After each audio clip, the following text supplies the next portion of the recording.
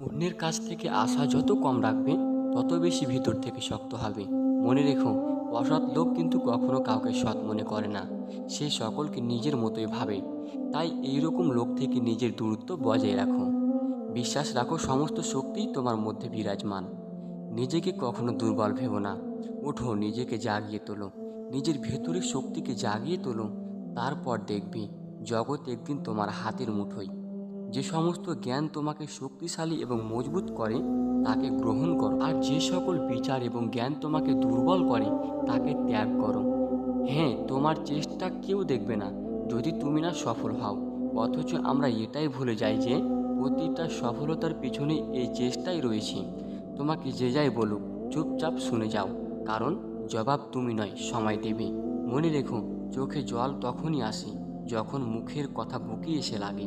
হ্যাঁ, স্বপ্ন দেখতে শেখো, কারণ স্বপ্ন না দেখলে তুমি কখনোই সফল হতে পারবে না।